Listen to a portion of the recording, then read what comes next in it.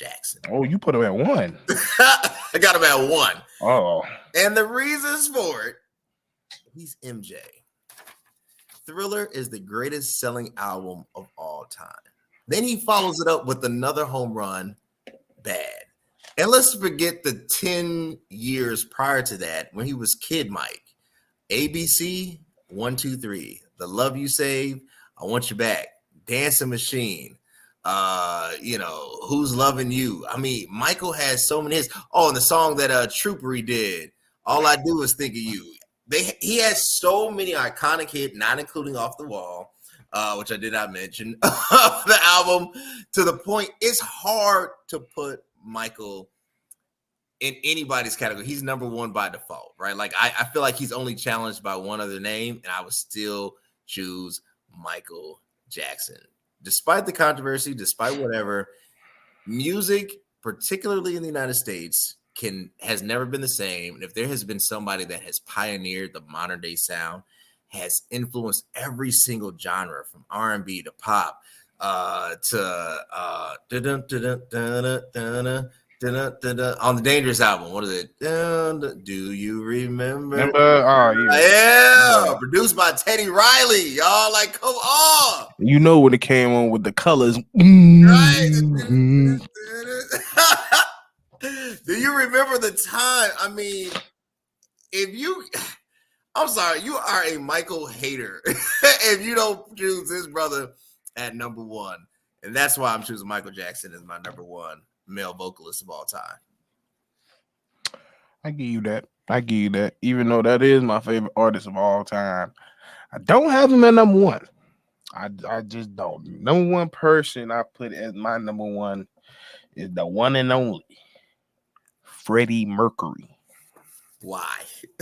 Freddie Mercury was just all around, just to be honest. You can argue it, but he was just a better singer when it comes to versus like somebody like Mike. He was just a better singer.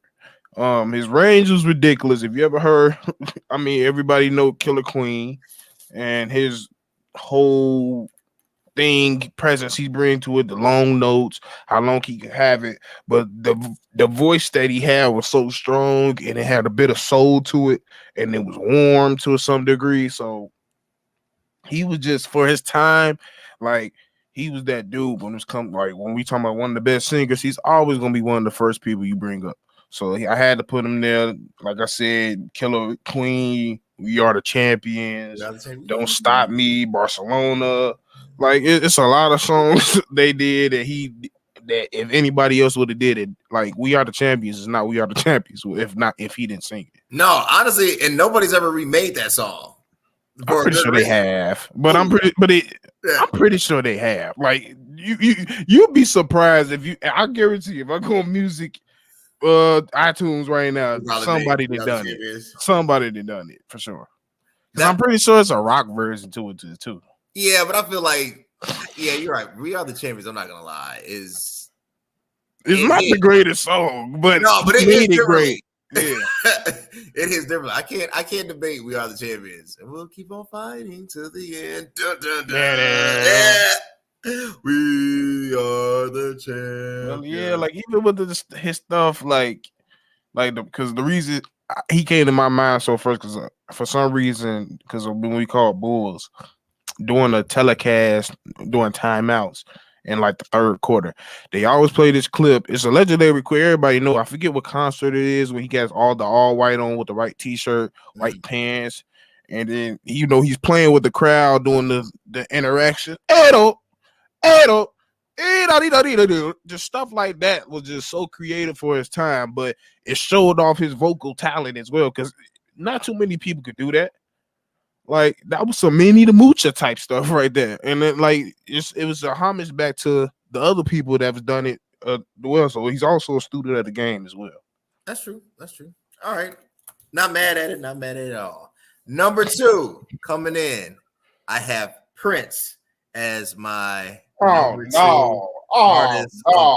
Number 2 singing. Here's why. As I get my pen. Here's why Prince. Oh no! Here's why Prince is number 2. if there's ever been a challenger to the throne of the all-time great, it was Prince Rogers Nelson. I don't think there's an artist that blended, that was pop, was rock, and was soul, and his Mike. music was colorless. Mike. Okay, Mike. Yeah, that's what I'm saying. It That's was why he's him number and two. Mike. Well, Yeah. That's why he's number two. I mean, Prince musically was a genius. Yeah. His ability to play almost every instrument you could think of, his impact. I mean, his album is a soundtrack. This, well, it's the stuff he's known for, right? People always talk about Purple Rain. I mean, he has other hits besides that album. It's just that the ones that everybody requests is always on the same album, right? So, I mean, from when Doves Cry, Take Me With You, Cinnamon Girl, I almost said Lovers and Friends, Diamonds and Pearls, Batman. Oh yeah, he did the Batman album. I forgot about that. I mean, like Prince has hits, bro, like mad hits.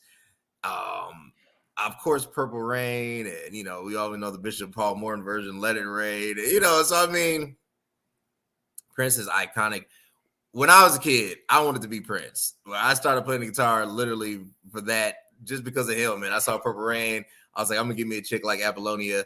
And that was the inspiration behind it, because I saw Prince do it, right? I mean, the waters of Lake Minnetonka, right? So,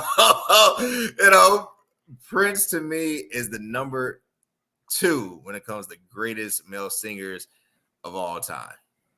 Bro, you cannot put that man in this list at all.